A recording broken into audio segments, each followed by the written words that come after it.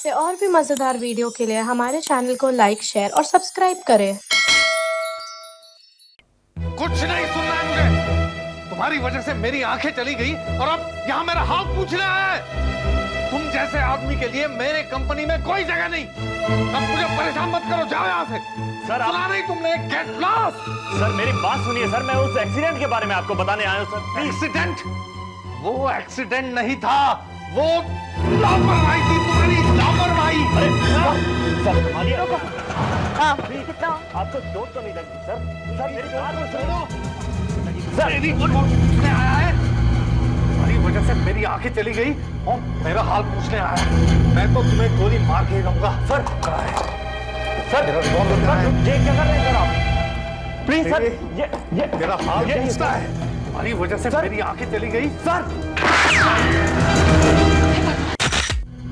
Sir ये mister आनंद की लाश है और लाश के पास से हमें ये गन मिली।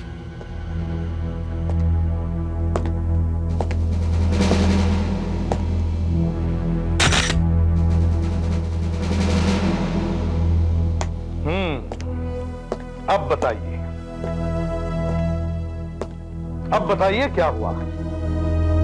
आपने आनंद को क्यों मारा? नहीं नहीं नहीं एसीपी साहब, मैंने आनंद को नहीं मारा। मैंने ना सिर्फ उसे जान से मारने की धमकी दी थी। मैं वाकई नहीं जानता एसीपी साहब कि ये कैसे मरा, किसने इसे मारा। माला जी। माला माला तुम एसीपी साहब को बता दो ना कि मैंने नहीं मारा है।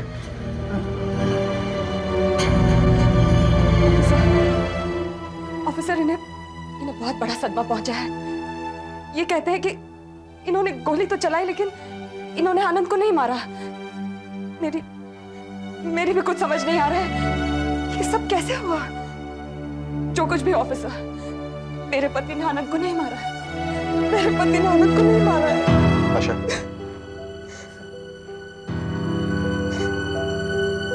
मैडम चलिए आइए।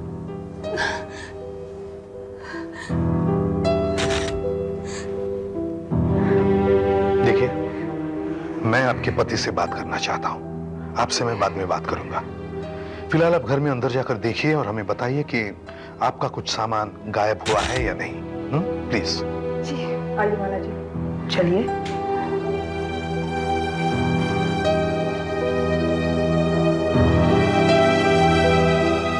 चलिए माला जी, आइए आइए आइए। देखिए, थोड़ी देर पहले आपकी बीवी ने हमें बताया कि शाम के 7:30 बजे वो बाजार गई थी कुछ खरीदने के लिए। तब आप घर पर अकेले ही थे। मगर करीब 8:30 बजे जब वो वापस लौटी तो उन्होंने गोली चलने की आवाज सुनी। जैसे ही वो दौड़ती हुई अंदर आई, उन्होंने देखा कि आपके हाथ में रिवॉल्वर था और आनंद मरे पड़े थे। अब आप ही हमें बताइए कि 7:30 और 8:30 बजे के बीच हुआ क्या था? एसीपी साहब, 8:15 के करीब मैं यहीं था, इसी कमरे में यहीं बैठा था। टीवी सुन रहा था, देख तो सकता नहीं ना। इतने में बेल बजी। मैंने सोचा माला के पास अपनी खुद की चाबी है, वो बेल क्यों बजाएगी। फिर बेल बजी और बार बार बजने लगी। तो मैं किसी तरह उठकर दरवाजे की तरफ गया। और न जाने क्या कुछ ले आए हैं वीडियो। प्यारा प्यारा प्रोग्राम स्टार यार कलाकार। कौन है? आनंद। तुम यहाँ क्यों आए हो? चले जाओ। सर मेरी बात सुनिए सर। मुझे तुम्हारी कुछ बात नहीं सुननी। Get lost.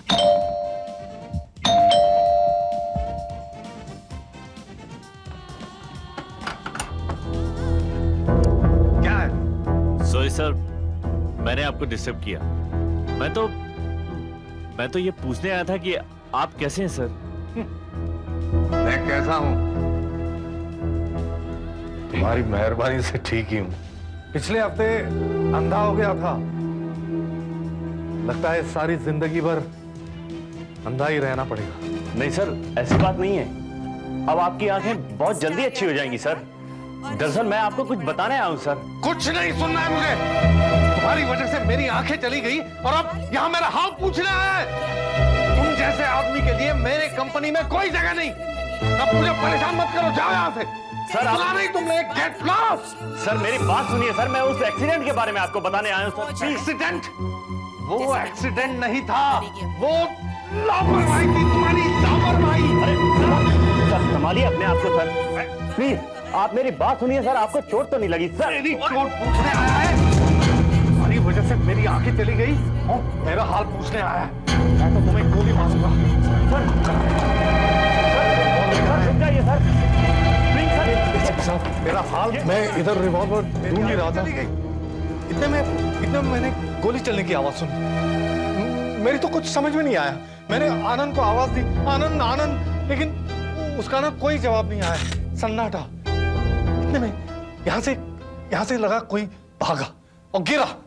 मैं भी कौन है करके आगे बढ़ा और आनंद की लाश से टकरा कर गिर गया। मेरा हाथ किसी चीज पे पड़ा, वो एक रिवॉल्वर था। मैंने जहां से भागने की आवाज आई वहां फायर किया। पता नहीं वो गोली किसे लगी, कहां लगी। आइए। Thank you.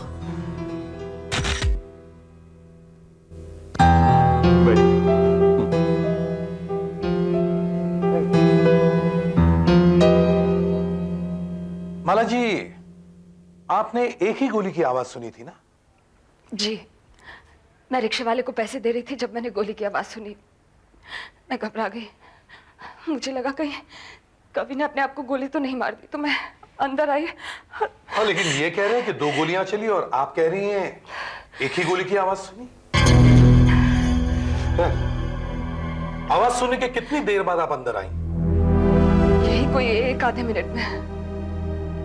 क्या आपने किसी को देखा या सुना? मतलब घर के पिछले दरवाजे या खिड़की से कोई भाग गया हो तो? जी नहीं, मैंने किसी को नहीं देखा। मैं सिर्फ अंदर आई और मैंने आनंद की लाश देखी। सर किचन के पास एक खिड़की खुली है, हो सकता है चोर वहीं से भाग निकला हो। पिछली तरफ गार्डन है सर। खेत में से मेरी ज्वेलरी और कैश भी गायब है। मुझे लगता है किचन की खिड़की से ही चोर अंदर आया होगा। राइट। और एसीपी साहब, उसी ने मेरा रिवॉल्वर चुरा लिया और आनंद को मार दिया।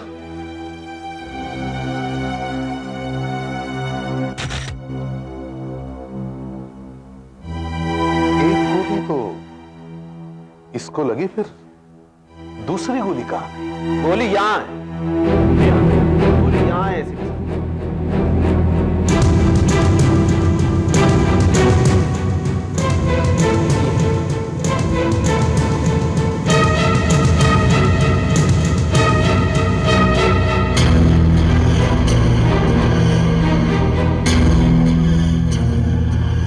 ये देखिए, ये है गोली। जरा गन देना।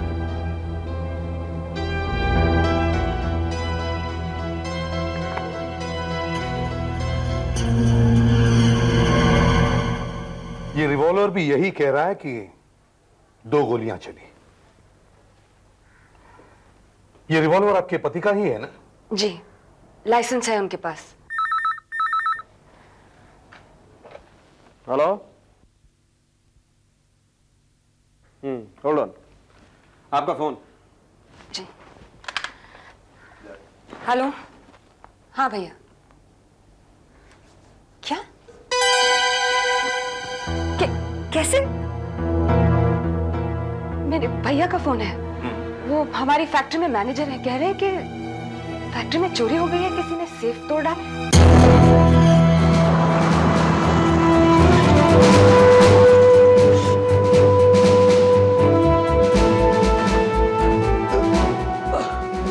आप नवीन कुमार? जी मैं ही नवीन कुमार। क्या हुआ? जी पहले ये बताइए घर में सब ठीक तो है? जी हाँ जी दीदी सब ठीक तो है। मैं कब से फोन लगा रहा हूँ, कोई फोन ही नहीं उठा रहा है। ये बताइए यहाँ क्या हुआ? और ये जख्म ज्यादा गहरा तो नहीं है? नहीं ज्यादा गहरा नहीं है। ये कैसे हुआ? जी मैं बताता हूँ। देखिए, मैं और कमलकांत जी यहाँ ऑफिस में शाम के 6 बजे तक काम कर रहे थे। कमलकांत जी, जिया जी का पार्टनर। कवि जी के? जी जी जी।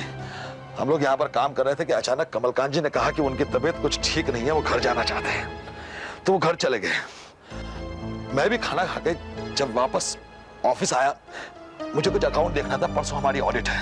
फिर जब मैं लौट के आया तो देखा कि कवि जी के केबिन में कोई टॉर्च जल रही है। मुझे लगा शायद कमलकांत जी वापस आ गए होंगे, लेकिन मैंने सोचा कि कमलकांत जी कवि जी के ऑफिस में क्या कर रहे हैं। तो मैंने आवाज लगाई, अचानक वो टॉर्च बंद हो गई। मैं उसे देखने के लिए उसके पास भागा। वो भागा वहां से, और जैसे मैंने पकड़ने की कोशिश की, वो गिर गया। उसने अचानक घूम के मुझ पे चाकू का वार कर दिया और भाग गया। फिर मैंने सोचा कि मुझे पुलिस को बुला लेना चाहिए, लेकिन पुलिस को बुलाने के पहले अगर मैं कवि जी को फोन कर दूं तो बेहतर है, इसलिए मैं फोन किया वहां। कौन हो सकता है वो? मैं उसे ठीक से देख नहीं पाया। ये सब कुछ इतना जल्दी हो गया कि क्या बताऊं। एक चोर कवि के घर पर 8 बजे आता है और घर की तिजोरी तोड़ता है। थोड़ी देर बाद कोई कवि के फैक्ट्री में भी तिजोरी तोड़ देता है। ये इत्तेफाक नहीं हो सकता। ये कोई ऐसा वैसा चोर नहीं है। ये एक ऐसा आदमी है जिसे किसी खास चीज की तलाश है। पर ये खास चीज क्या हो सकती है? क्या हो सकती है ये खास चीज? समझ में नहीं आ रहा, क्योंकि जिया जी फैक्ट्री में कोई कैश वगैरह तो रखते नहीं है। हो सकता है कि कुछ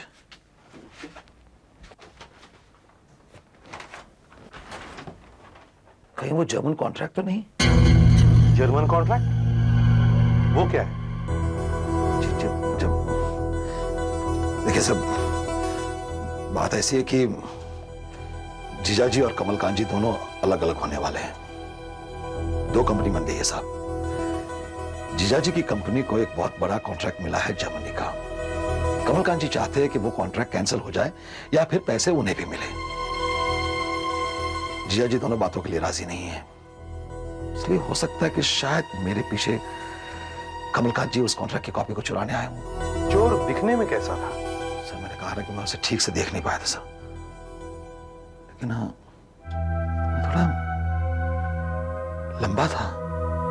नहीं, इतना लंबा होगा अपने आनंद जैसा। आनंद? सर, आप उसे नहीं जानते। वो हमारे यहाँ पर एक रिसर्च साइंटिस्ट था, जिसे कवि जी ने पिछले हफ्ते ही निकाल दिया था एक्सीडेंट की वजह से। उसे भी इस जर्मन कॉन्ट्रैक्ट के पेपर्स के बारे में सब कुछ मालूम है सर। आनंद हो ही नहीं सकता। क्यों? आनंद इज डेड। वो मर चुका है। आनंद मर चुका है? जी हाँ। कैसे? लेकिन उसका खून हो गया है कवि के घर में करीब 8 बजे। मर गया? लेकिन उसे मारा किसने? तुम पहले मुझे उस एक्सीडेंट के बारे में बताओ जिसमें कवि की आंखें चली गई। सब 5 दिन पहले हमारी कंपनी में कुछ केमिकल्स आए थे टेस्टिंग के लिए। बहुत बड़ा कॉन्ट्रैक्ट था साहब। तो कवि जी ने सोचा कि उसकी टेस्टिंग वो खुद करेंगे। आनंद चूंकि एक रिसर्च साइंटिस्ट था, तो कवि जी ने उसे अपने साथ ले लिया। आनंद, यस सर। ये भी टेस्ट पॉजिटिव रहा। अभी सिर्फ 6 टेस्ट बाकी है। मुझे देना पायरिडॉक्सिन प्लीज। ये लीजिए सर। Thank you.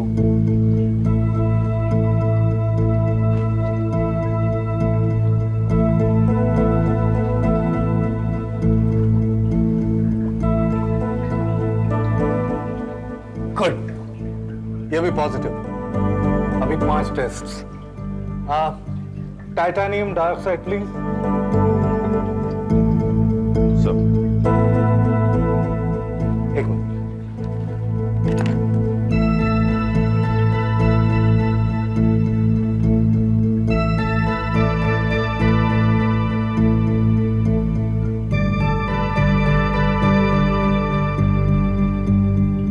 गुड, ये भी पॉजिटिव। अभी 4 टेस्ट। ट्राइनाइट्रेट देना, एसिडिक ट्राइनाइट्रेट। संभल के देना।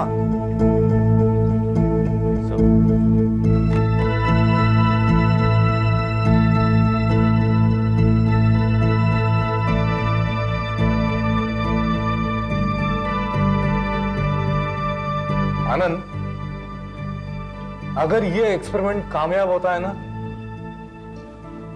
तो फिर तुम्हारा बोनस पक्का।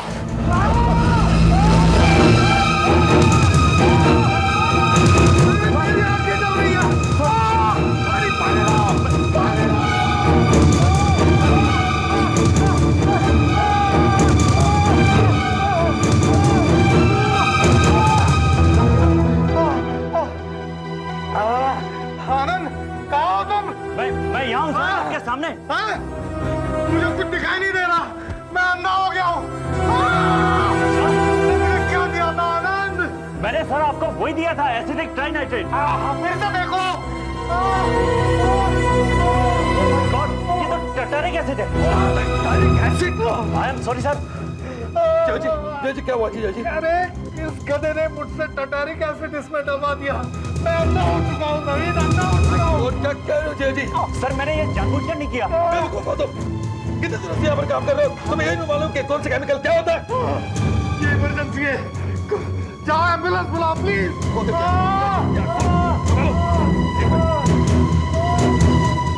हम उसी समय जीजा जी को डॉक्टर के पास लेके गए। डॉक्टर ने बताया कि उनका अंधापन 5-6 घंटे में ठीक हो जाएगा, लेकिन अब तो 5-6 दिन हो गए हैं और जीजा जी अब तक ठीक नहीं हुए। उसी वक्त उन्होंने आनंद को नौकरी से निकाल दिया। आनंद की वजह से कवि की आंखें चली गई और शायद इसीलिए गुस्से में आकर उसने उसका खून कर दिया। और अब वो मनगढ़ंत कहानी बना रहा है कि उसके घर में कोई चोर घुस आया था। सर रिवॉल्वर कवि का है, उसके हाथ पर गोली के पाउडर के निशान भी है और सर उसके ऊपर से वो ये बात मान भी रहा है कि उसने गोली चलाई है। बात साफ है सर, कवि ने ही खून किया है। हाँ, पर वो तो कह रहा है कि उसने सिर्फ एक ही गोली चलाई, दूसरी गोली। फिर पहली गोली कहां से आई?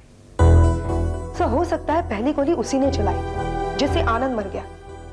फिर उसके बाद घबराहट में आकर अपने जुर्म को छुपाने के लिए उसने एक और गोली चलाई और बाद में अपनी वाइफ के जेवर और कैश कहीं छुपा दिए ताकि वो ये साबित कर सके कि उस वक्त घर में कोई और भी था, एक चोर। एक बात और है, एक नहीं 2 तिजोरियां लूटी गई है।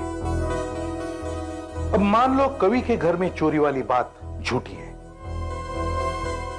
मगर उस ऑफिस में जो चोरी हुई उसका रहस्य तो अभी भी कायम है। उस तिजोरी को किसने तोड़ा? कवि ने तो यह भी बताया था कि जर्मन कॉन्ट्रैक्ट के पेपर्स जो उस तिजोरी में थे वो भी गायब है। सर हो सकता है कमलकांत ने किसी को पैसे देकर वहां से कॉन्ट्रैक्ट चोरी करवा दिया है और कवि के घर में उसी दिन चोरी का होना और आनंद का मरना महज एक इत्तेफाक हो सकता है, जस्ट अ कोइंसिडेंस। एसीपी साहब, ये हैं वो 2 गोलियां, ये जिन्हें माइक्रोस्कोप में देखने से पता चलता है कि ये कवि की ही बंदूक से चली और बंदूक पर सिर्फ कवि की उंगलियों के ही निशान है। एसीपी साहब, ये गोली हमें आनंद की बॉडी में से मिली जो सीधी दिल को जाकर के लगी और तत्काल उसकी मौत हो गई।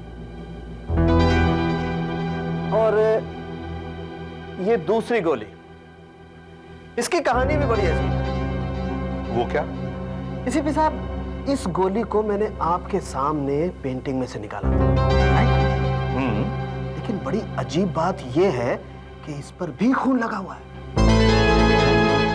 इस पर भी खून लगा हुआ है जी?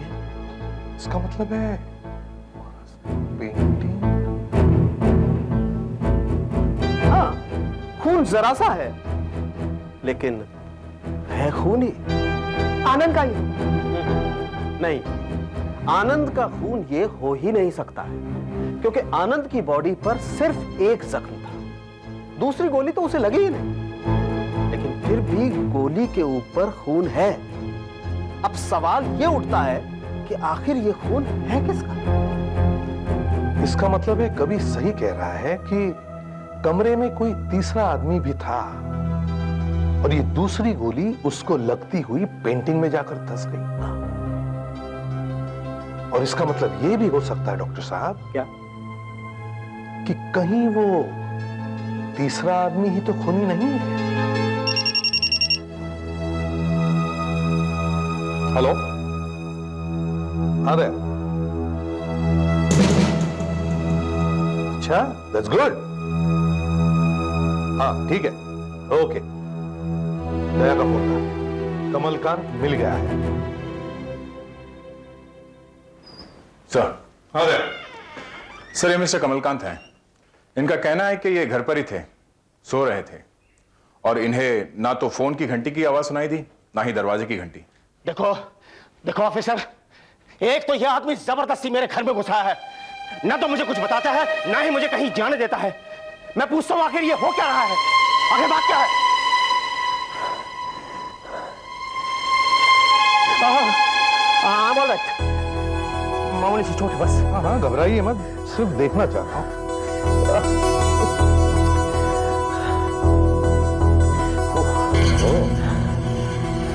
आपके पैर की चोट काफी गहरी है। आखिर ये चोट लगी कैसे?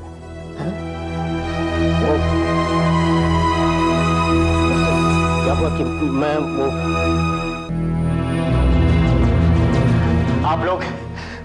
आप लोग कभी किसी की बात पर विश्वास करते हैं? हैं? बताइए, करते हैं? जब मैं कह रहा हूं कि मैंने आनंद का खून नहीं किया, मतलब नहीं किया। मुझे तो पता भी नहीं कि उसका खून हो चुका है। अभी ये आप ही लोगों से पता चल रहा है। आपने आनंद को आखिरी बार कब देखा था? कल ही। वो नवीन से मिलने के लिए मेरी फैक्ट्री में आया था। मैंने उससे कहा, बल्कि अपनी तरफ से ऑफर दी थी कि वो मेरे और कवि के अलग हो जाने के बाद मेरी कंपनी में काम कर ले। उसने कहा था कि वो सोचेगा। ऑफिसर, वो बहुत ही मेहनती और ईमानदार आदमी था। अरे भला मैं उसे क्यों मारने लगा? मैं तो उसे अपनी फैक्ट्री में काम देने वाला था। और पैर में ये चोट कैसे लगी? आप बताओ ऑफिसर, मैंने कहा ना, कल भी हमेशा की तरह मैंने कुछ ज्यादा ही पी ली थी। मुझे सिर्फ इतना याद है कि मैं टॉयलेट से जब बाहर आया तो किसी ने भारी सी चीज मेरे सर पे मारी। बस उसके बाद मुझे कुछ भी याद नहीं। और सुबह जब आंख खुली तो मैंने देखा कि मैं अपने बिस्तर पे हूं और मेरे पांव में चोट लगी हुई है। किसी ने इनके सिर पर जोर से मारा, फिर उस आदमी ने इन्हें बिस्तर पर लेटा दिया, फिर वो वहां से चला गया चुपचाप, चोरी भी नहीं की, और फिर इनके पैर पर अपने आप ही घाव हो गया। अच्छी है कहानी आपकी कमलकांत जी, अच्छी है। देखते हैं कहानी कहां तक सच है। हाँ डॉक्टर साहब, एसीपी साहब आइए। मैंने जांच कर ली है। गोली पर लगा खून कमलकांत की चोट के खून से एकदम मैच करता है। That's good, ये तो अच्छी खबर है। अच्छी खबर है भी और नहीं भी। क्यों? क्योंकि ये एक इत्तेफाक ही हो सकता है एसीपी साहब के दोनों का ब्लड ग्रुप एक ही है, बी पॉजिटिव। अब बी पॉजिटिव तो मेरा भी है और हमारे देश के लाखों करोड़ों लोगों का बी पॉजिटिव ग्रुप है। इसलिए ये ब्लड ग्रुप मैच हो जाने से हमें कुछ खास मदद नहीं मिल सकती है। सर, मिस्टर आनंद की बीवी रेवती आपसे मिलना चाहती है। वो आपको एक जरूरी बात बताना चाहती है सर। मैंने सुना है आपने कमलकांत जी को मेरे पति के खून के इल्जाम में गिरफ्तार कर रखा है। जी हाँ। पर उन्होंने कुछ नहीं किया है, बल्कि वो तो मेरे हस्बैंड को अपनी कंपनी में नौकरी देने वाले थे। फिर भला वो उन्हें क्यों मारने लगे? हम तहकीकात कर रहे हैं मैडम, अभी तक किसी नतीजे पर नहीं पहुंचे। पर मैं जानती हूं कि मेरे आनंद को किसने मारा है। किसने? मिस्टर कवि ने मारा है। ये आप कैसे कह सकती हैं? क्योंकि आनंद ने मुझे बताया कि कवि उन्हें फंसाने के लिए प्लान बना रहा है, और वो एक्सीडेंट कुछ नहीं हुआ था, वो सिर्फ एक नाटक था। कवि अंधा है ही नहीं। मैं आपको पूरे विश्वास के साथ कह सकता हूं कि कवि को बिल्कुल दिखाई नहीं दे रहा। डॉक्टर साहब, ये बताइए कि हुआ क्या है? कवि की आंखों में टाइटेनिक गैस का एक जोरदार भपका गया था। ये कुछ टीयर गैस की तरह है, लेकिन ज्यादा स्ट्रॉन्ग है। इससे आंखों की पुतलियां यानी कि प्यूपिल्स फैल जाती हैं, डायलेट हो जाती हैं, और इसीलिए कुछ समय तक कुछ दिखाई नहीं देता। कुछ समय से आपका क्या मतलब है? यही कुछ 6 से 8 घंटे तक कुछ दिखाई नहीं देता है, पर कवि को तो 6 दिन हो गए, अब तक तो ठीक हो जाना चाहिए था। मैंने उसे सुबह शाम आंखें धोने के लिए एक लोशन भी दिया था। हाँ, पर यह भी तो हो सकता है कि एक्सीडेंट के 8 घंटे बाद उसकी नजर वापस आ गई हो और वो अब भी अंधेपन का नाटक कर रहा है। नहीं, ऐसा नहीं हो सकता। वो किसी और को धोखा दे सकता है, लेकिन मुझे नहीं। क्यों? हमारे यहाँ आंखें टेस्ट करने के लिए तमाम तरीके हैं, तमाम इक्विपमेंट्स हैं। देखिए, और फिर मैं भी तो सुबह शाम उसकी आंखें चेक कर रहा हूँ। आप कल भी तो गए थे ना? जी हाँ, शाम के 6:30 बजे, जैसे रोज जाता हूँ। डॉक्टर साहब, क्या मैं अपना एक टेस्ट कर सकता हूँ? जी हाँ, क्यों नहीं, जरूर कीजिए।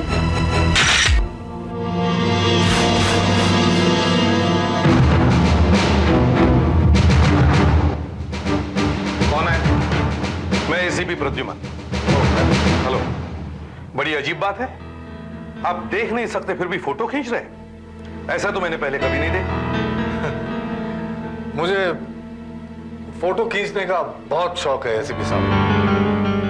मेरी आंखें जब ठीक हो जाएगी तो देखूंगा तो सही इन पट्टियों के साथ कैसा लगता था। अपनी पत्नी को कह सकते थे फोटो खींचने के लिए। हाँ, वो तो है, लेकिन एसीपी साहब मुझे सिर्फ फोटो खींचने का शौक नहीं, लेकिन प्रिंटिंग और डेवलपिंग का भी शौक है। देखिए ना, मैंने पूरा स्टूडियो बना रखा है यहाँ पे, एक डार्क रूम। मुझे बहुत प्यार है फोटोग्राफी से, लेकिन अब आंखें ही नहीं रही तो कैसी फोटोग्राफी, कैसा प्यार।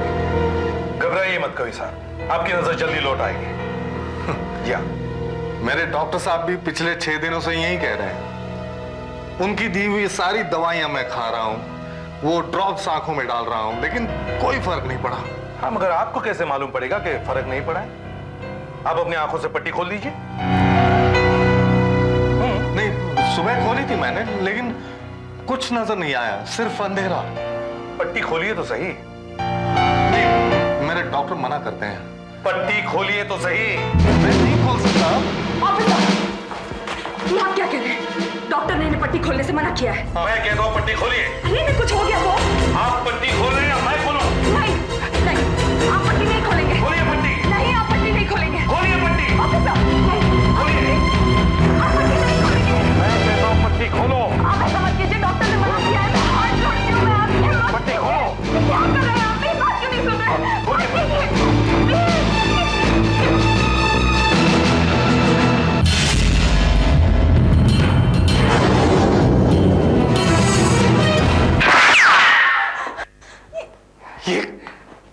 ये क्या मजाक है एसीपी साहब?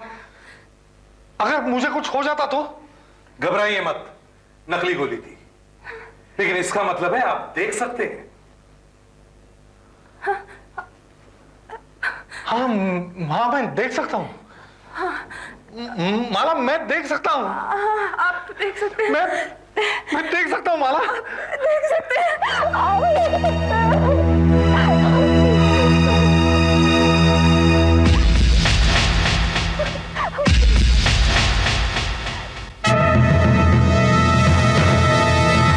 चलो, ये तो बहुत अच्छा हुआ कि कवि की आंखें एकदम ठीक हो गई।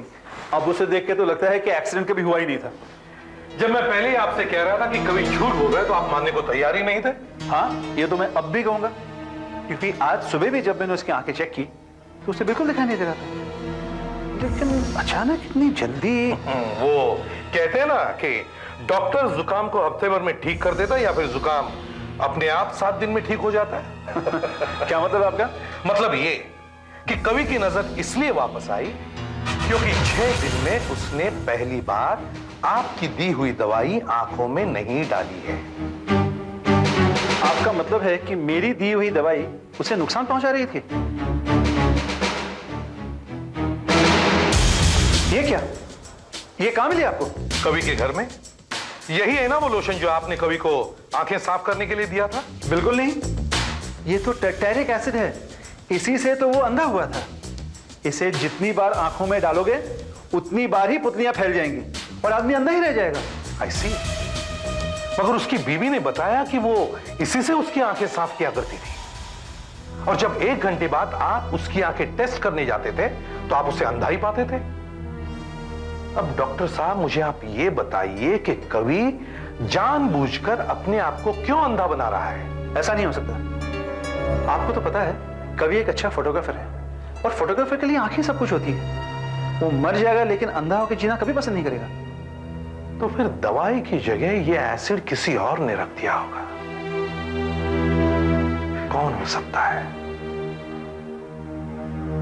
उसकी बीवी माला? मगर इस एसिड का असर तो कुछ ही घंटों तक रहता है।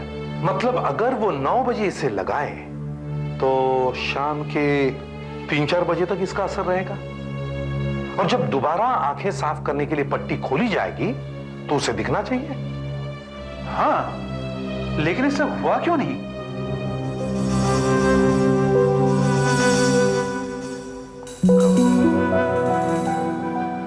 फोटोग्राफर।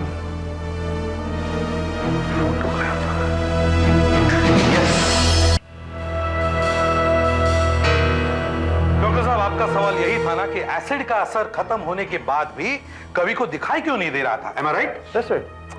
आशा, तुम दया की आंखों पर रुई रखकर पट्टी बांध देना जैसे कवि की आंखों पर बंदी होती थी। अब मैं आप लोगों को एक जादू दिखाता हूं।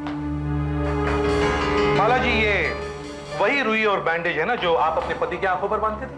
जी। अच्छा, पट्टी बांधना शुरू करो। दया की आंखें बिल्कुल ठीक है, उसे सब कुछ अच्छी तरह से दिखाई देता है, मगर जैसे ही दया की आंखों से पट्टी खोली जाएगी उसे कुछ दिखाई नहीं देगा। दया, मैं 5 तक गिनूंगा, उसके बाद में पट्टी खोल देना। डॉक्टर साहब, आप दरवाजा बंद कर दीजिए। 1, 2, 3।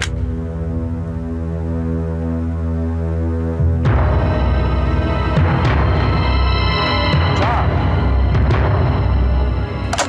5। दया, पट्टी खोल दो। कुछ दिखाई दे रहा है? नहीं सर, मुझे कुछ दिखाई नहीं दे रहा सर, बिल्कुल अंधेरा है सर। कैसे दिखाई देगा दया? तुम्हारी आंखें तो अंधेरे में ही खोली जा रही है। अब मैं तुम्हारी आंखों में यह सॉल्यूशन डाल रहा हूं जो माला अपने पति की आंखों में डालती है।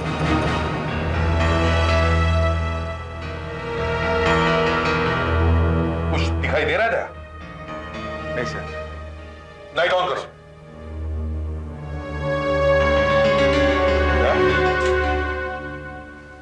कुछ दिखाई दे रहा है? ऐसा कुछ ठीक से दिखाई नहीं दे रहा अभी। घबराओ मत, पानी था।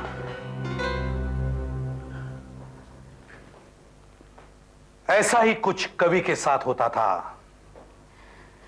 इससे पहले कि उसकी आंखें नॉर्मल हो जाए, आप उनकी आंखों में डाइल्यूट एसिड डाला करती थी, जिसकी वजह से उनकी आंखों की पुतलियां फैल जाती थी, प्यूपिल डायलेट हो जाते थे और उन्हें कुछ दिखाई नहीं देता था। माला जी, आप अपने पति को अंधा क्यों रखना चाहती थी? ये सोचकर कि अंधेपन से तंग आकर वो आत्महत्या कर ले, या फिर आपने आनंद को इसलिए मारा कि आपके पति फंस जाए और फांसी पे चढ़ जाए? नहीं ऑफिसर, मैं अपने पति से बहुत प्यार करती हूँ। मैं उनके बारे में ऐसा सोच भी नहीं सकती। आप अपने पति से इतना प्यार करती हैं, तो फिर आपने उनको अंधा बनाकर क्यों रखा? अपने भाई की वजह से। उसी ने मुझे मजबूर किया नवीन को मारने। मैं आपको क्या बताऊं ऑफिसर, मैं क्या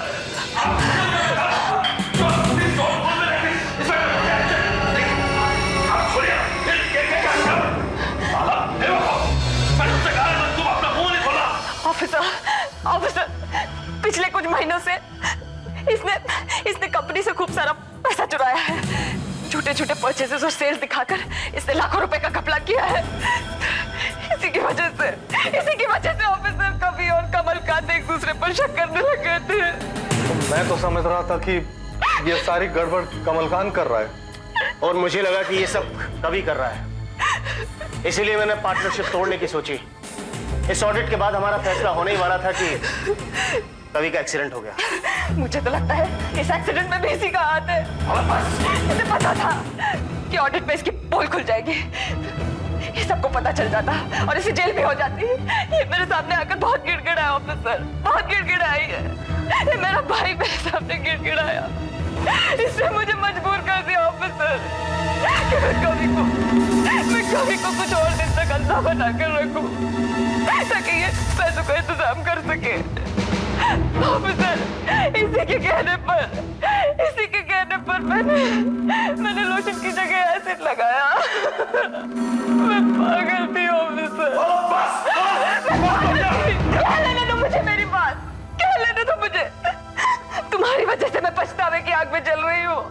मुझे तुम्हारी बात कभी नहीं सुननी चाहिए थी, कभी नहीं सुननी चाहिए थी। मैं तुम्हें जान से मार डालूंगा। बहुत हो गया तुम्हारा नाटक।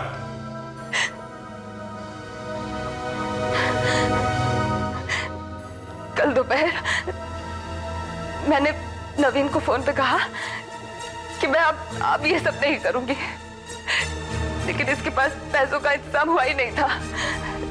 इसने एक्सीडेंट में तो आनंद को फंसा ही दिया था और पैसों के चक्कर में ये कमलकांत को फंसवाना चाहता था। लेकिन हमारी ये बातें आनंद ने सुन ली, जो नवीन मुझे फोन पे कह रहा था। बेचारा वो तो वहां डेस्क साफ करने आया था, लेकिन नवीन ने उसे देख लिया। वो बहुत घबरा गया और दौड़कर मेरे पास आया और कहने लगा कि आनंद यहाँ कभी से बात करने जरूर आएगा, इसलिए तुम यहाँ से बाहर जाओ, मुझे यहीं पर छोड़ दो, मैं संभालूंगा सब। अगर उसने कमल से कह दिया तो? कमल इस वक्त शराब पी के टोन होगा, सुबह तक उठने वाला नहीं है वो। क्या कह रहे हो तुम? मेरे कुछ समझ नहीं आ रहा, तुम पता नहीं क्या कह रहे हो। अब तुम यहाँ से जल्दी जाओ। माला, किससे बात कर रही हो? वो मैं किसी से नहीं,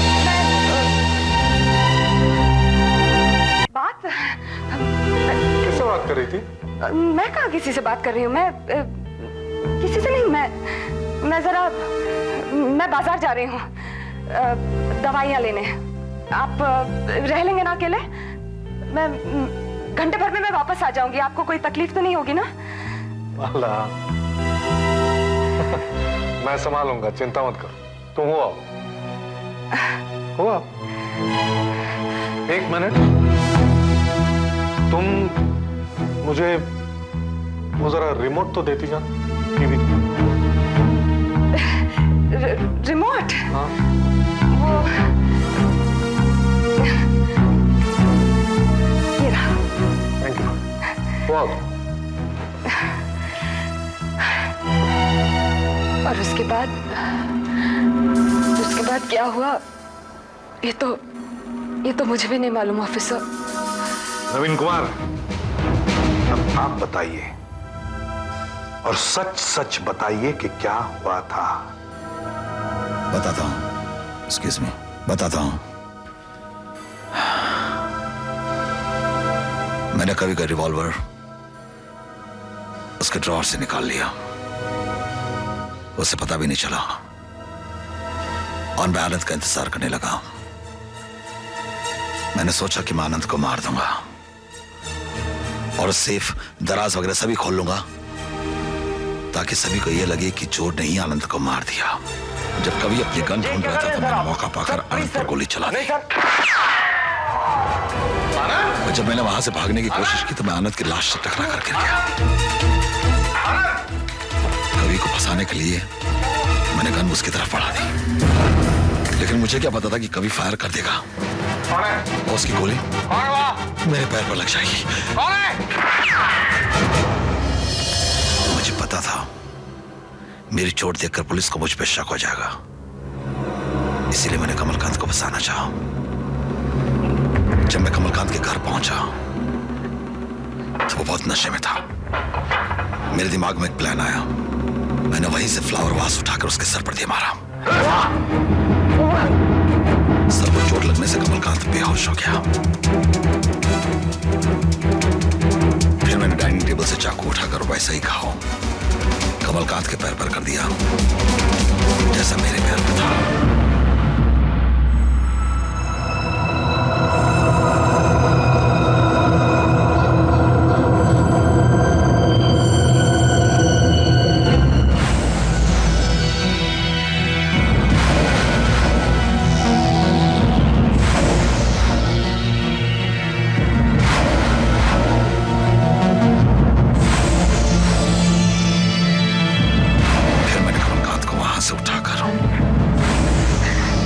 उसके बिस्तर पर लिटा दिया। मुझे लगा कि जब पुलिस उसके पैर के घाव को देखेगी तो वो ये समझेगी कि ये गोली का घाव है। और तब तुम फैक्ट्री भागे और वहां भी एक डकैती का नाटक रच दिया और अपनी चोट छुपाने के लिए एक और कहानी बनाई। मिस्टर नवीन कुमार, तुम्हारे इस गबन से तुम्हें सिर्फ कुछ ही सालों की सजा होती, पर तुमने एक निर्दोष इंसान की जान ली है। अब या तो तुम्हें फांसी होगी या फिर आजीवन कारावास।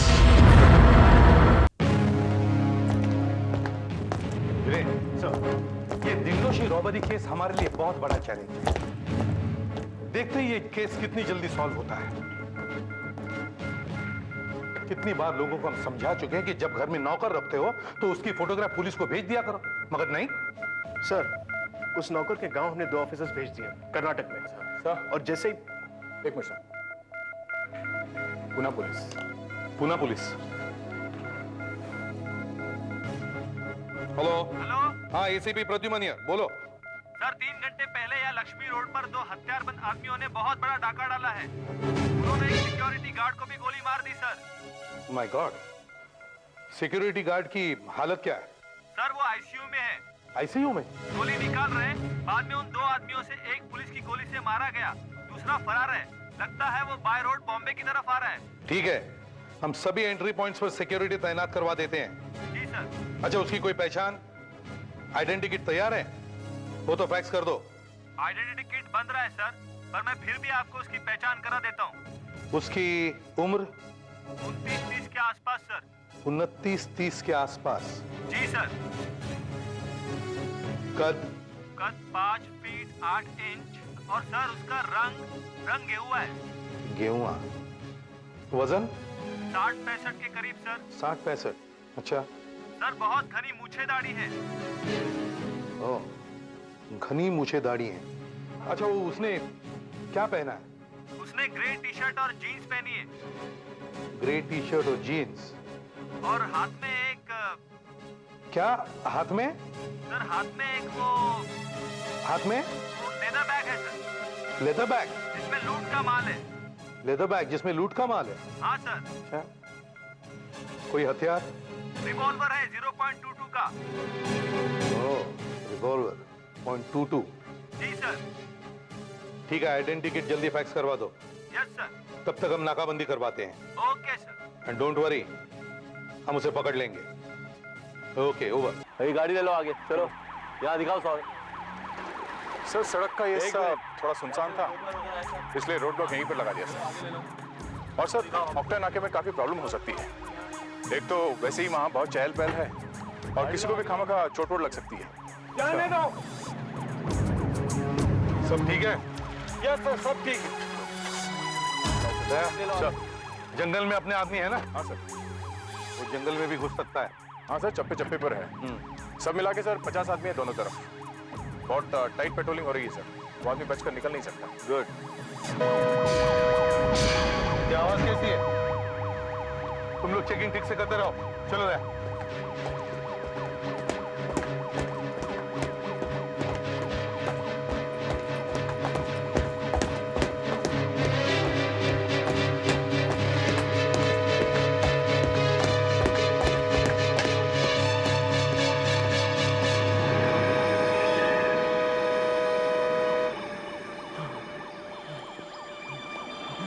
कोई बात नहीं, काफी गहरी चोट है।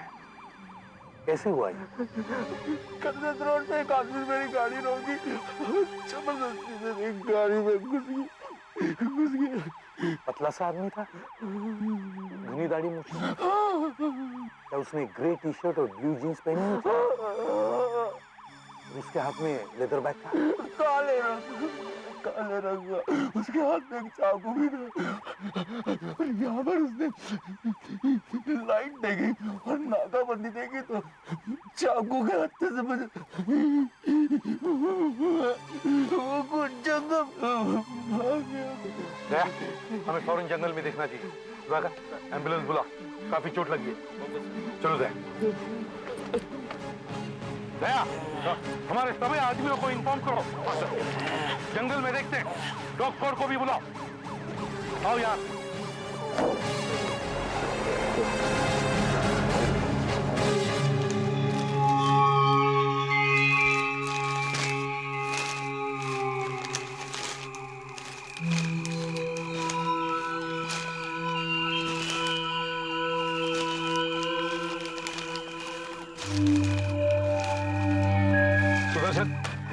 तुम्हारे एरिया का क्या रिपोर्ट है?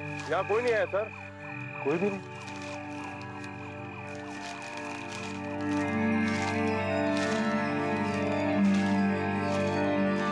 फेडरेक्स सर, क्या रिपोर्ट है? पांडे और उसके आदमी हर 10 फुट के अंतर पर तैनात थे, पर इनका कहना है कि इधर से भी कोई नहीं आया। तो फिर वो गया कहाँ? हम जिस तरफ से आए वहां भी कोई नहीं था। कहाँ गया होगा? हमसे बचकर कैसे निकल गया हो?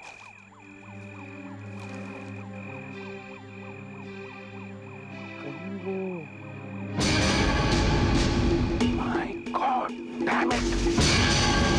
वही आदमी था वो। गया।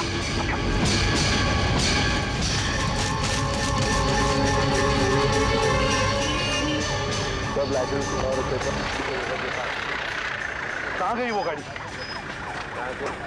बस गाड़ी आ गई।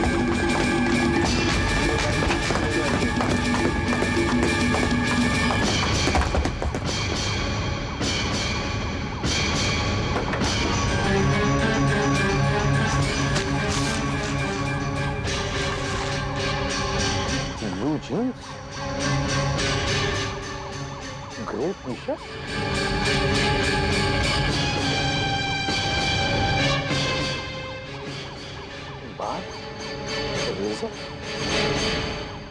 कहाँ गया वो? वही मुजरिम था, वो हमें धोखा देगा। उसे तो एम्बुलेंस में गए 20 मिनट के ऊपर हो गए। 20 मिनट से ऊपर?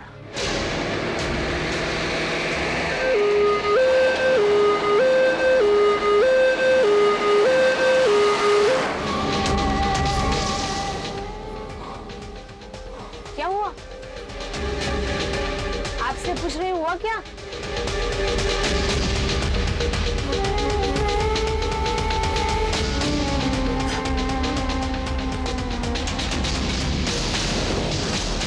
ये क्या कर रहे हो? चुपचाप बैठे रहो।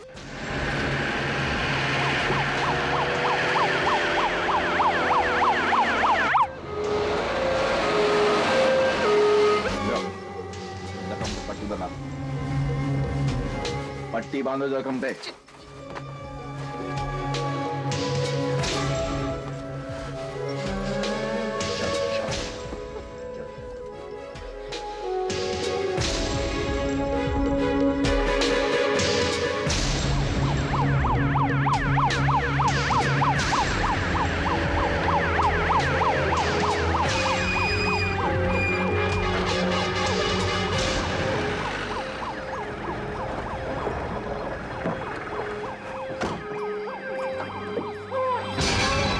मत, हम सीआईडी ऑफिसर्स हैं। दया,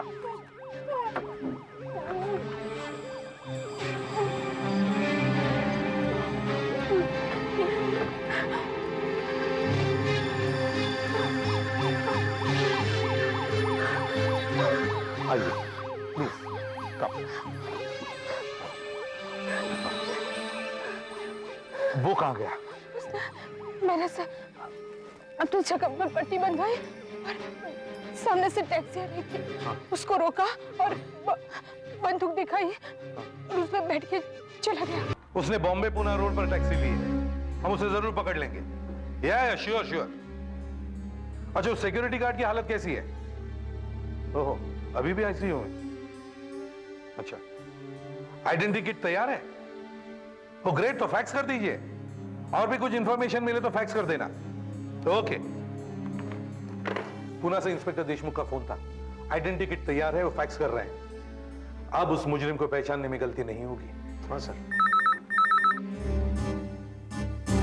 हेलो, हाँ एक मिनट, फैक्स आ रहा है सर।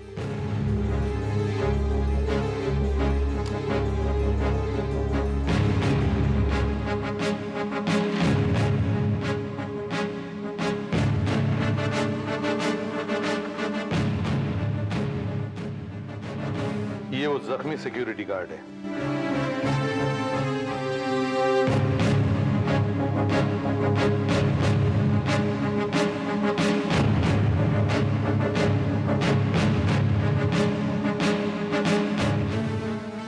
ये वो है जो मारा गया है।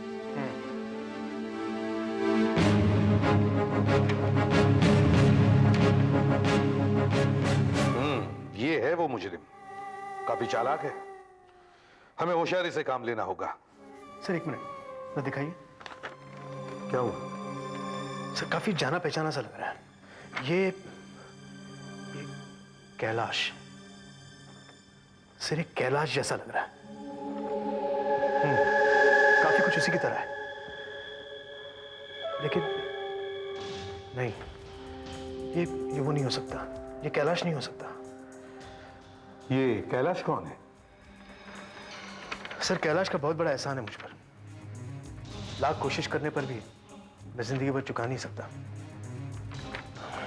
ऐसा क्या किया है उसने तुम्हारे लिए? सर 2-2.5 साल पहले की ये बात है। मुझे आज भी वो दिन ऐसा याद है जैसे कल ही की बात हो। उस दिन मैं घर पर था।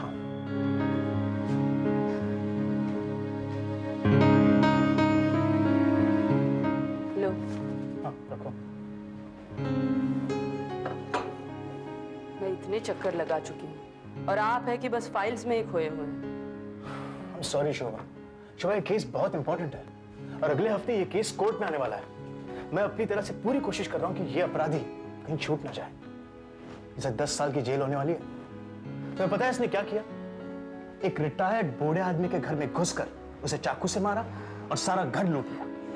और प्लीज मुझे तो मत सुनाओ ये सब, मुझे नहीं सुनना है। चाय तो पी लो। पापा, पापा। हाँ अश्विन। पापा, मैं विकास के साथ खेलने जाऊं? नहीं, होमवर्क पूरा करना है। थोड़ा सा ही तो बाकी है, आके कर दूंगा।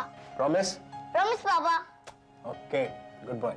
शोभा, इसे जाने दो, लेकिन सिर्फ आधे घंटे के लिए। गो। और सुनो, कंपाउंड में ही खेलना, बाहर सड़क पर नहीं जाना। हाँ। गो। Thank you uncle. भेज दिया ना? शोभा।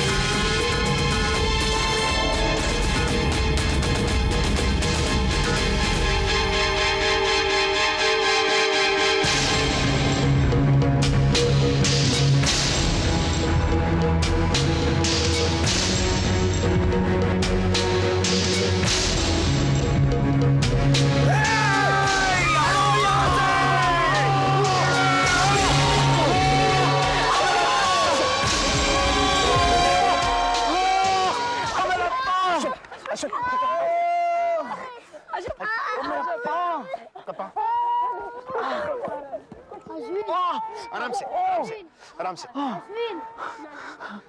बच्चा ठीक है? हाँ ठीक है। समझ क्या हुआ? लगता तो नहीं है कि इनके पाँव की हड्डी टूटी है, फिर भी एक्सरे निकलवाना ठीक रहेगा। ओके। अश्विन, अश्विन, कुछ नहीं। भाई साहब, अगर आप आज नहीं होते तो मेरा बेटा उस गाड़ी के नीचे आ ही गया होता। अरे क्यों आ गया होता गाड़ी के नीचे? देखिए, उसको गाड़ी के नीचे नहीं आना था, उसको कुछ नहीं होना था, इसलिए मैं वहां था। सब ठीक हो गया, आप भूल जाइए और छोड़िए इस बात को, अभी कुछ और सोचिए। मैं कैसे छोड़ दूं? आपकी वजह से मेरा बेटा बच गया है। मेरी तो कुछ समझ में नहीं आ रहा है कि मैं आपका शुक्रिया अदा कैसे करूं। अरे कुछ नहीं करना है आपको अब। एनीवे, मैं कैलाश, इंस्पेक्टर वीरेंद्र। ओह, तो पुलिस वाले हैं आप? जी हाँ। बहुत खुशी हुई आपसे मिलकर। मुझे मिस्टर कैलाश, आपने अपनी जान खतरे में डालकर मेरे बेटे की जान बचाई है। अगर आपको कुछ हो जाता तो? अरे क्यों कुछ हो जाता मुझे? देखिए, मुझे कुछ नहीं होना था, इसलिए कुछ नहीं हुआ। ठीक ठाक हूँ। आपके एहसान का बदला हम जिंदगी भर नहीं चुका सकते। एक्सरे निकलवाने के लिए क्लिनिक ले जाना है। ठीक है, मैं छोड़ देता हूँ। आइए।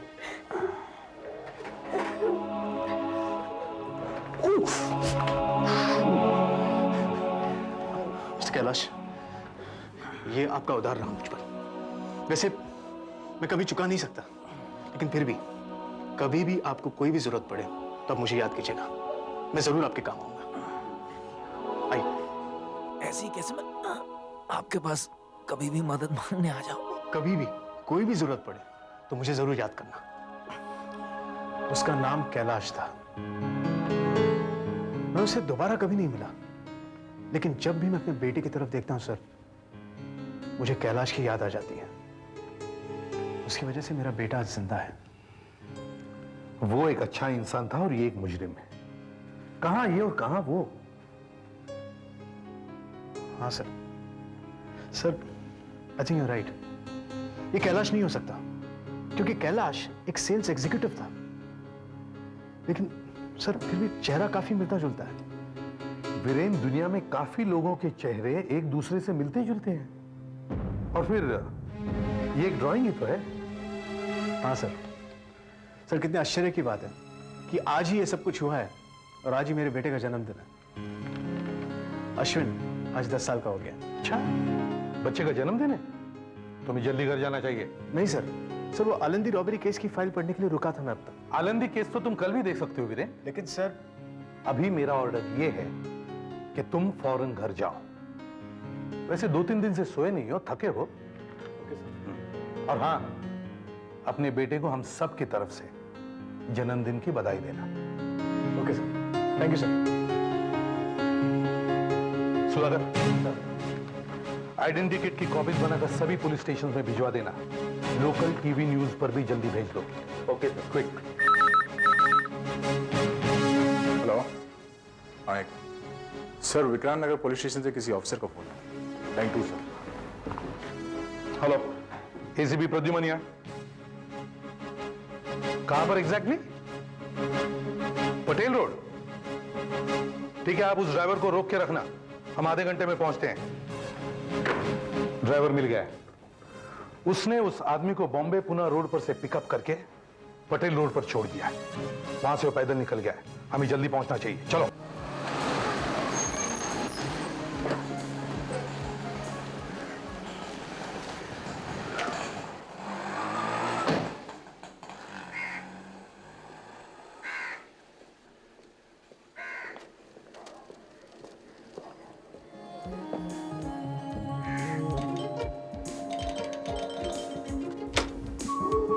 Happy birthday Ashwin. देखो तो कैसी अजीब बात है, आज अश्विन का जन्मदिन है और देखो तो कौन आया है। अब इनकी दाढ़ी वाड़ी भी नहीं है, पहचानो इन्हें?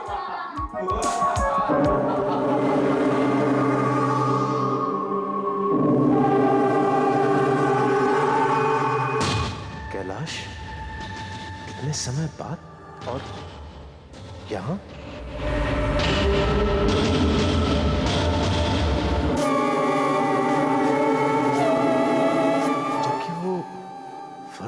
मुजरिम वो भी तो ऐसे ही दिखता था और इसके सर पर पट्टी भी बंधी हुई है। कहीं ये वो तो नहीं है? वही तो नहीं? मैं चाय बना के लाती हूँ। अश्विन चलो मेरे साथ। नहीं मम्मी, मैं अंकल के पास रहूंगी। ठीक है। देखिए इंस्पेक्टर, अब झूठ बोलने से कोई फायदा नहीं। मेरे बारे में खबर तो तुमको मिल ही चुकी होगी। तो वो तुम ही हो जिसकी हमें तलाश है। अश्विन अंदर जाओ। अरे बैठा रहने दीजिए ना बच्चे को। तुम्हारी यहाँ आने की हिम्मत कैसे हुई? तुम मेरे घर में कैसे आ गए? एक बहुत बड़ा कर्ज है इंस्पेक्टर, बस तुम ये समझ लो कि मैं वही कर्ज वसूल करने आया। तुम्हारी मेरे घर में घुसने की हिम्मत कैसे हुई? एक पुलिस ऑफिसर के घर में घुसकर। अश्विन तुम अंदर जाओ।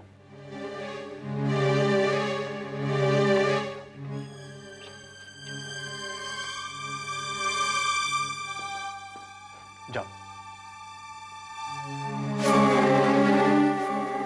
तुम जानते हो इंस्पेक्टर, पुलिस मेरा पीछा कर रही है। थोड़ी देर की बात है, एक पुलिस वाले के घर से ज्यादा छिपने के लिए कोई और अच्छी जगह नहीं हो सकती। मैं तुमसे मदद मांगने आया हूं इंस्पेक्टर। मदद? तुमने ये सोच भी कैसे लिया कि मैं तुम्हारी मदद करूंगा? हाँ, एक पुलिस ऑफिसर एक मुजरिम की मदद कर सकता है? देखो कैलाश, या जो भी तुम्हारा असली नाम है, तुमने यहां पर आकर एक बहुत बड़ी गलती की है।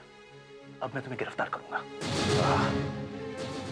वाह इंस्पेक्टर, 2 साल पहले तो तुम्हारा सुर कुछ और ही था। 2 साल में तुम्हारा सुर इतना बदल गया।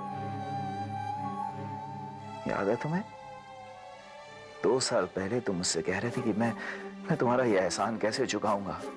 यहां इसी जगह पर जब मेरे पांव में चोट लगी थी, मैं अपने पांव पे खड़ा नहीं हो पा रहा था, तो किसने सहारा दिया था मुझे? तुमने इंस्पेक्टर, तुमने। और वो सहारा देते हुए तुमने मुझसे कहा था कि तुम्हारा उपकार मैं कैसे उतारूंगा, कभी भी जब भी कोई भी जरूरत हो मेरे पास आना। सिर्फ 2 साल में वो सब भूल गए तुम इंस्पेक्टर। देखो तुम, आप लोग ऐसे क्यों बैठे हुए हैं? क्या हुआ है वीरेन? Any problem? शोभा तुम अंदर आओ। शोभा अंदर आओ। राष्ट्रपति ने चीन और भारत के संबंध। क्या हुआ वीरेन? कोई परेशानी? क्या बहस चल रही थी तुम दोनों में? शोभा मैं तुम्हें कैसे समझाऊं? और अब सीआईडी हेडक्वार्टर से मिली एक विशेष सूचना। पुणे के लक्ष्मी रोड पर हीरे जवाहरात की एक बहुत बड़ी डकैती हुई है। बताया जाता है कि वो 2 लोग थे। उनमें से एक खतरनाक अपराधी मुंबई शहर में कहीं छिपा हुआ है। सीआईडी का कहना है कि वो इस शहर के दक्षिण पश्चिमी हिस्से में कहीं है। अगर आप में से किसी ने इस अपराधी को देखा हो तो उसकी जानकारी सीआईडी हेडक्वार्टर्स को फौरन दे दें। निवेदन है कि वो इस डकैती के दौरान उसने सिक्योरिटी गार्ड को गोली मारकर बुरी तरह जख्मी कर दिया और इसकी स्थिति अब भी अत्यंत चिंताजनक बताई जाती है। समझ गई तुम? शोभा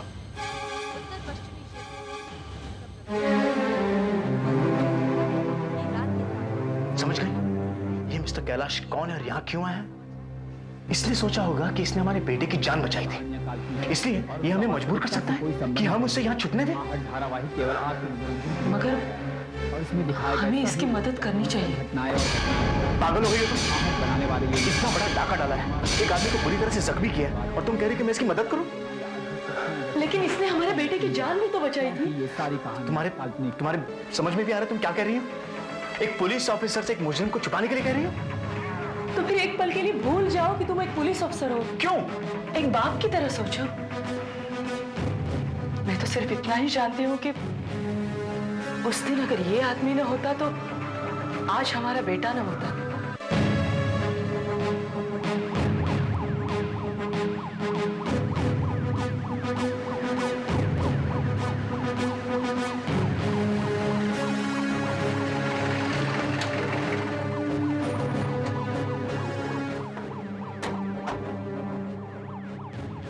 अच्छा तुम ही हो वो टैक्सी ड्राइवर? बताओ कहाँ मिला था वो तुम्हें? सब हाईवे से मैं अपने घर की तरफ जा रहा था। रास्ते में देखा एक एम्बुलेंस किनारे पे लगी हुई थी। तो मैं सोचा देखूँ क्या हुआ, ये सोच कर मैं अपनी गाड़ी थोड़ी धीमी की तब कह देखता हूँ अचानक एक आदमी एम्बुलेंस के पीछे से आया, हाथ में उसके सब बंदूक थी। उसने मुझे रोका और गाड़ी के अंदर बैठ गया सब। फिर क्या हुआ? मैं तो घबरा गया सब। उसने मेरे सिर पे सब बंदूक तान दी और यहाँ लेके आ गया सब। फिर सब अचानक वो गाड़ी से निकला और इस तरह भाग गया सब। मैं तो बच गया सब। इस तरफ? जी।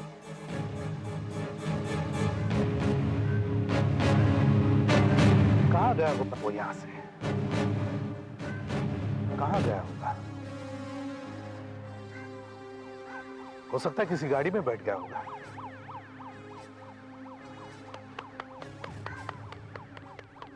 सुधाकर, डॉग स्क्वाड को बुलाओ। कुत्ते को वो कपड़े सुंघाओ जो हमें चेक नाके वाली गाड़ी पर मिले। सर। मैं वीरेन को फोन करता हूँ, हमें उसकी भी जरूरत पड़ेगी। ये किस मुसीबत में फंस गया? ना तो इसे जाने के लिए कह सकता हूँ और ना ही इसे गिरफ्तार कर सकता हूँ। देखो, मैं तुम्हारी परेशानी समझ सकता हूँ। क्या समझ सकते हो? तुमने एक आदमी के ऊपर गोली चलाई है और वो आदमी अस्पताल में मौत से लड़ रहा है। मुझे तुम्हें पहले ही गिरफ्तार कर लेना चाहिए था और मैं हूं कि इसे यही छुपा कर। अरे लेकिन गोली मैंने नहीं चलाई है। देखो, मैंने चोरी जरूर की है, लेकिन गोली मेरे साथी ने चलाई थी और यही वजह थी कि मैं भागा वहां से, क्योंकि मुझे पता था इल्जाम मुझ पर आ जाएगा और मैं तो 6-7 साल के लिए अंदर जाऊंगा और कहीं वो आदमी मर गया तो मैं तो चढ़ गया ना फांसी पर। और ऐसे अपराध के लिए जो मैंने कभी किया ही नहीं है, तुम समझ रहे हो मैं क्यों मदद मांग रहा हूं? बस चुप रहो, मुझे और कुछ नहीं सुनना है। लेकिन एक बात तय है, मैं तुम्हारी और मदद नहीं करूंगा। देखो, थोड़ी देर की बात है, मैं कुछ इंतजाम कर लूंगा, चला जाऊंगा यहाँ से और फिर कभी अपनी शक्ल नहीं दिखाऊंगा। कभी नहीं। मैं आऊंगा। तुम चले जाओ यहाँ से, फौरन निकल जाओ यहाँ से। देखो कैलाश, मैं तुम्हें गिरफ्तार नहीं कर रहा हूं। समझ लो कि मैंने मेरा कर्ज चुका दिया। अरे लेकिन फौरन निकल जाओ यहाँ से। कहाँ जाऊंगा? शहर का एक पुलिस वाला मेरे पीछे है।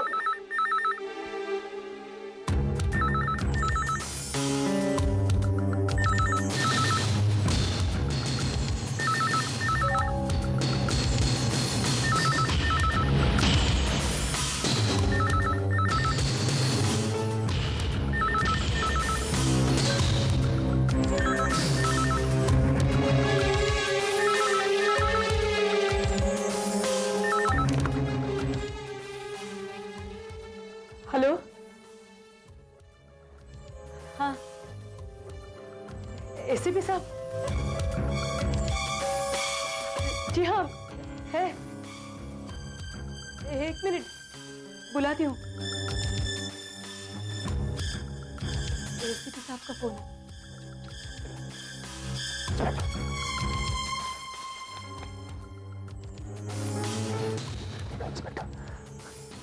तुम्हारे बच्चे की आंखें कितनी खूबसूरत है, सिर्फ एक बार इसकी आंखों में देख लो। नहीं, और कोई वजह नहीं है, लेकिन वहां कुछ बोलकर अगर तुमने मुझे पकड़वा दिया तो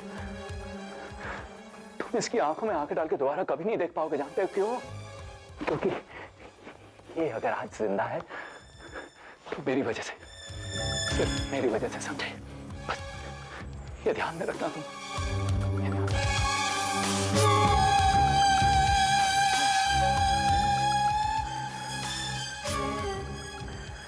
हेलो सर। वीरेन, वो टैक्सी मिल गई पटेल रोड पर जिसमें से वो आदमी भागा था। टैक्सी मिल गई? हाँ। ये तो बहुत अच्छी बात है सर। क्या हुआ वीरेन? Any problems? तुम्हारी आवाज कुछ ठीक नहीं लग रही मुझे। सर, दरअसल बात यह सर के सर मेरी तबीयत ठीक नहीं है। क्या हुआ? क्या सर, थोड़ा बुखार हो गया। बुखार है? अच्छा ठीक है, रहने दो, तुम आराम करो, हम देख लेंगे। I am sorry sir, I am sorry.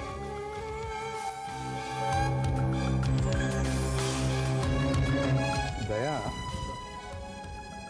ये वीरेन की तबीयत अचानक कैसे बिगड़ गई? लो, चुका दिया मैंने तुम्हारा कर्ज, गद्दारी कर ली मैंने नौकरी से। खुश?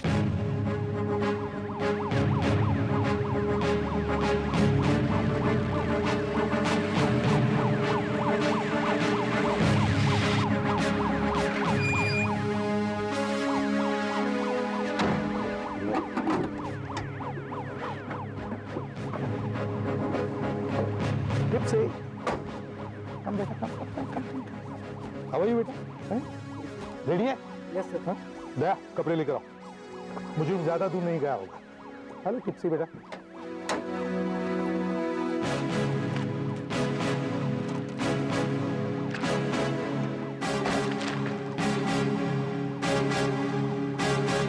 सर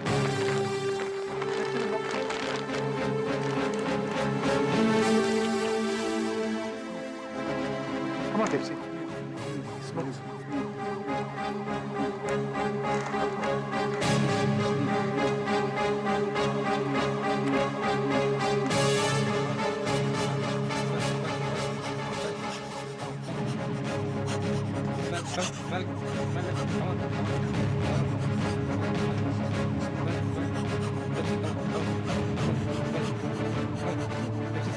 कैलाश, ये आपका उधार रहा मुझ पर।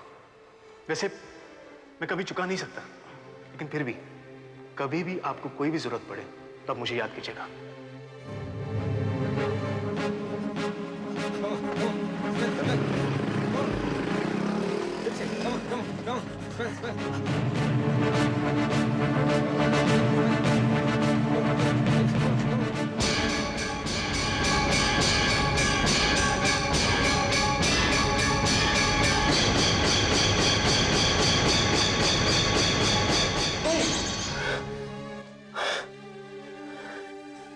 क्या हुआ वीरेन?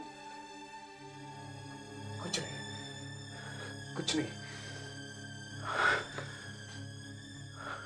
मैं भी बार बार उसी दिन के बारे में सोच रही हूँ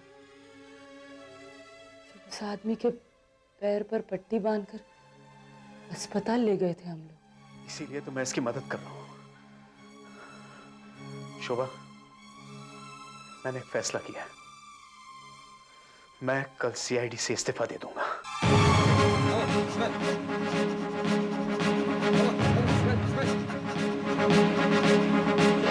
मैंने फोन पे अपने एक दोस्त से बात की है। 1 घंटे के बाद वो हमें एयरपोर्ट पे मिलेगा और वो किसी दूसरे शहर जाने के लिए फ्लाइट का बंदोबस्त भी कर देगा। बस फिर वहां से मैं इंडिया से बाहर जाने की कोशिश करता रहूंगा। ठीक है। एक और चीज, बाहर जगह जगह पुलिस का पहरा है, तो मैंने सोचा कि तुम्हारी ये यूनिफॉर्म पहन लेता हूं। बहुत सहन कर चुका हूं मैं, हद से आगे बढ़ने की कोशिश मत करो। अगर तुमने दोबारा इस यूनिफॉर्म को हाथ लगाने की कोशिश की तो मैं तुम्हारी जान ले लूंगा।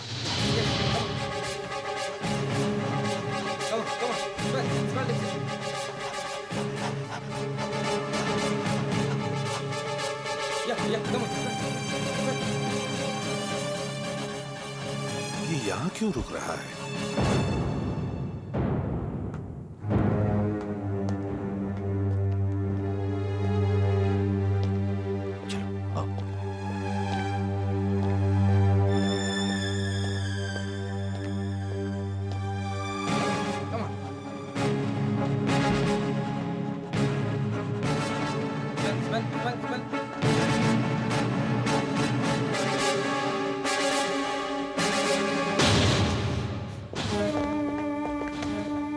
जल्दी।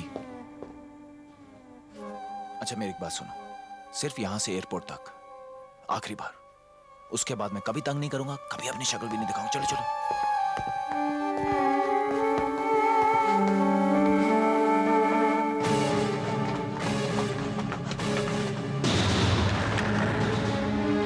आज मेरी वजह से वीरेन को कितनी मुसीबतों का सामना करना पड़ रहा है।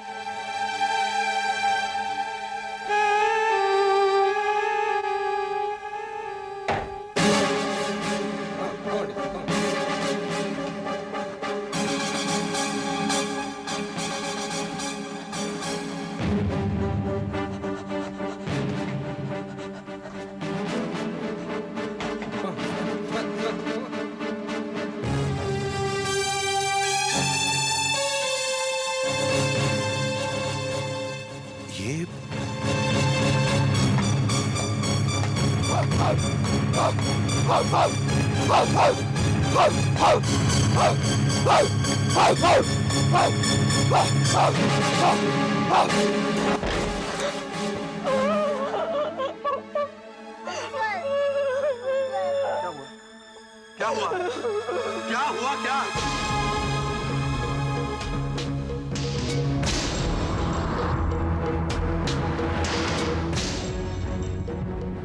अगर तुम्हें बुरा न लगे तो मैं रेडियो सुनना चाहता हूँ। ताज़ा पोजीशन क्या है मैं जानना चाहता हूँ। पुलिस अब तक उन फरार अपराधियों को ढूंढ रही है जिन्होंने पुणे में हीरे जवाहरात की डकैती की। बताया जाता है कि वो लोग पूना हाईवे से होते हुए मुंबई में आ चुके हैं। मुंबई पुलिस का कहना है कि बस इतना काफी नहीं, मुझे सुनना है। और अभी मिले ताज़ा समाचार के अनुसार उस गार्ड ने पुणे के शास्त्री अस्पताल में दम तोड़ दिया है। गार्ड का नाम राजेश नायक बताया जाता है। पुलिस का कहना है कि इस गार्ड की मौत उस दूसरे चोर की गोली से ही हुई है। तुमने झूठ बोला मुझसे। तुमने कहा था कि गोली तुम्हारे साथी ने चलाई है, लेकिन गोली तुमने चलाई थी जिसकी वजह से वो गार्ड मर गया। जरूर कोई गलत फहमी हुई है। देखो मैं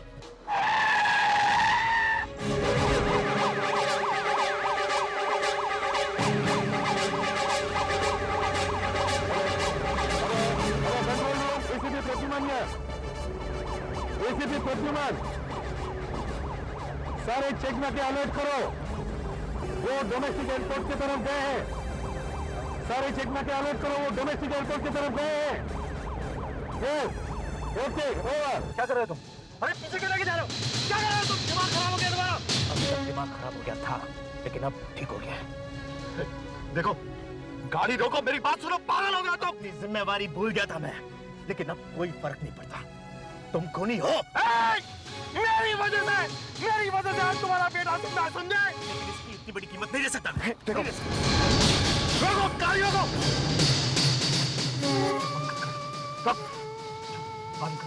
बंद कर।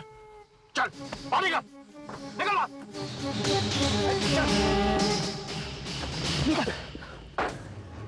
देखो अब मैं शहर से बाहर निकल जाऊंगा और कोई नहीं रोक सकता है मुझे। तू भी नहीं कैलाश, अब तुम्हारा खेल खत्म हो गया। मैं अभी सीआईडी हेडक्वार्टर्स पर हमारे यहाँ होने की खबर करता हूँ। इंस्पेक्टर, अगर किसी को फोन करो गोली मार दूंगा मैं तुम्हें फांसी के फंदे तक पहुंचा के मैं गोली मार दूंगा। हमारी फौजी में आओ, तुम करो। मैं तुम्हें नहीं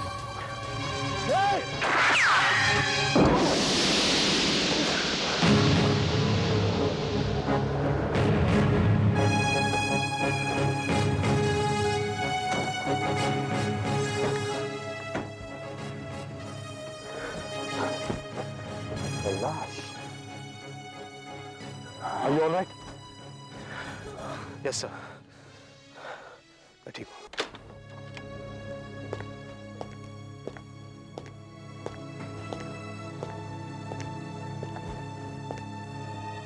सर। हाँ मेरे। सर मैं आपको ये देने आया हूँ। क्या है, कोई लेटर है क्या? नहीं सर। सर ये मेरा रेजिग्नेशन है, मेरा इस्तीफा। मैं अब सीआईडी में रहने के काबिल नहीं रहा सर। क्यों? तुमने तो कुछ नहीं किया। तुमने कोई कायरता नहीं दिखाई।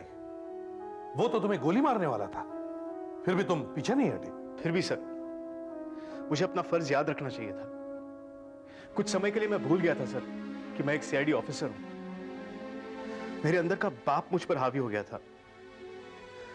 एक पुलिस ऑफिसर और एक बाप के युद्ध में बाप जीत गया सर, और पुलिस ऑफिसर हार गया।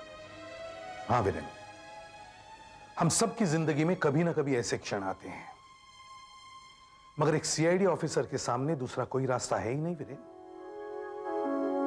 एक सीआईडी ऑफिसर पहले होता है और बाप बाद में है। इसीलिए सर, इसीलिए मैं इस्तीफा देना चाहता हूं। फिर क्या करोगे? फिर मालूम नहीं क्या, मैं तो सारी जिंदगी एक पुलिस वाला ही रहा हूं सर। क्या करूंगा पता नहीं, लेकिन सर मैं इस्तीफा देकर ही रहूंगा। देखो वीरेन, जो कुछ हुआ वो तो गलत है ही, फिर भी मैं एक होनहार ऑफिसर खोना नहीं चाहता। मैं तुम्हारा ट्रांसफर कर देता हूं। सर तुम नौकरी मत छोड़ो, ये ट्रांसफर ले लो। That's an order. Okay sir.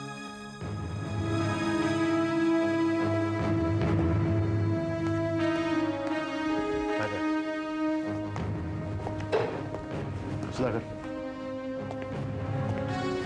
Relax.